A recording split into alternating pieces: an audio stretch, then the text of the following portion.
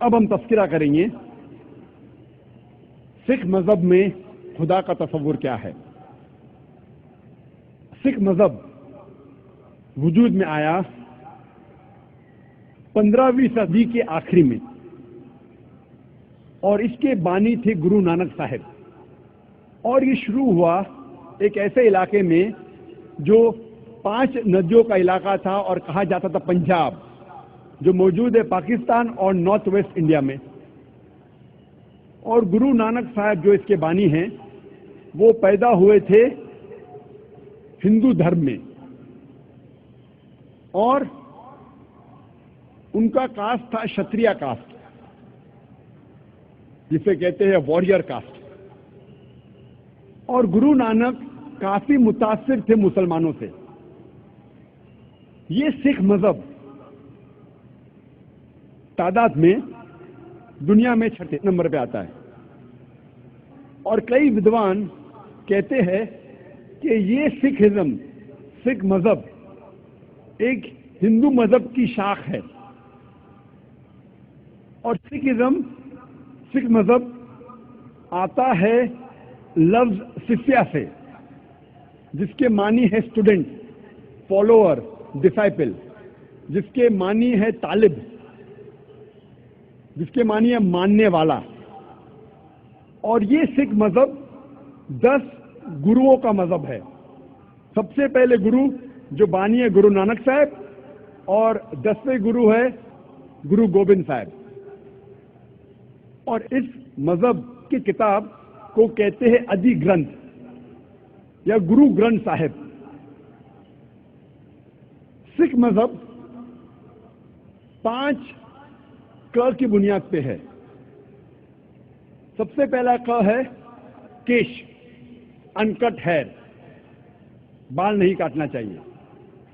دوسرا ق ہے کنگا، یعنی کنگی، جس سے بال صاف کیا جا سکتا ہے.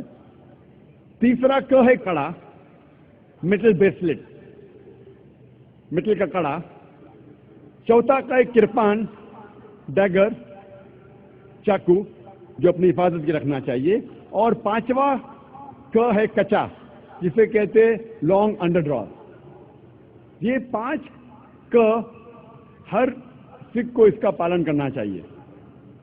اور اگر آپ کوئی سکھ سے پوچھیں گے کہ آپ کے مذہب میں خدا کا تصور کیا ہے، تو سب سے بہترین جواب اگر کوئی سکھ دے سکے گا وہ ہے اس کی مذہب کی کتاب گرو گرنتھ صاحب کے پہلے والیوم، پہلا ادھیائے، پہلا منتر، جسے کہتے ہیں جاپو جی.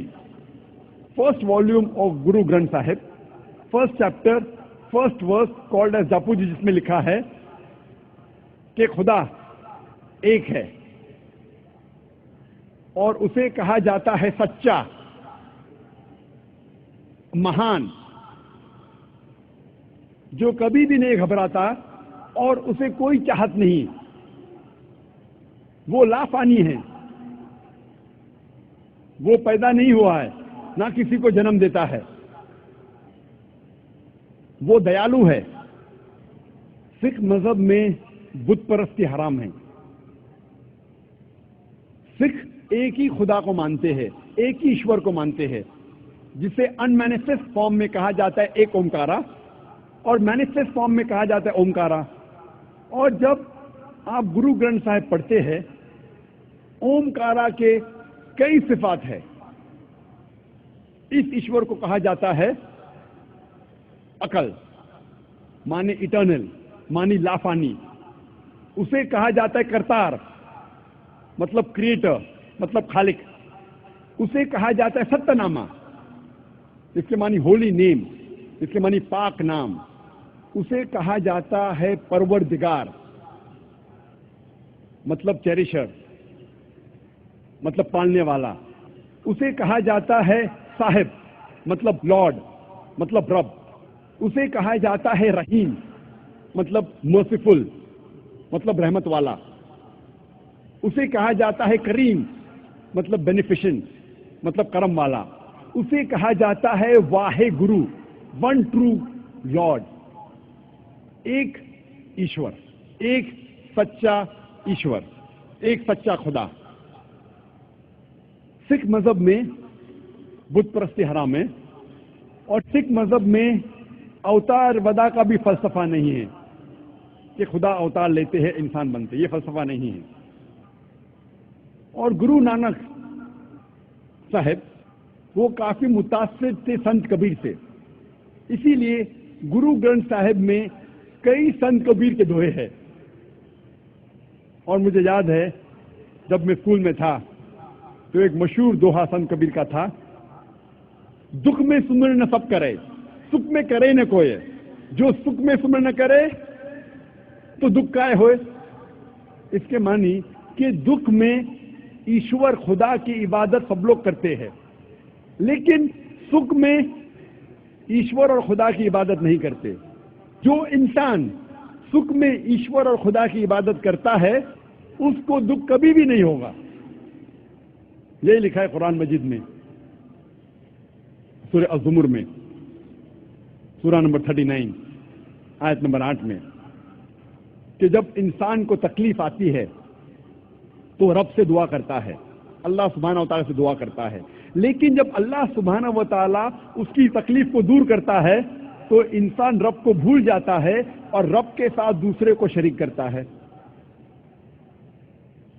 जब हम सिख मजहब की किताबों का मुताला करते हैं तो हमें पता चलता है कि सिख मजहब में भी लिखा है कि खुदा एक है, ईश्वर एक है और सिर्फ उसकी इबादत करना चाहिए, और उस ईश्वर की, उस खुदा की कोई मूर्ति नहीं, कोई बुत नहीं, और सिर्फ उस ईश्वर की इबादत करना चाहिए।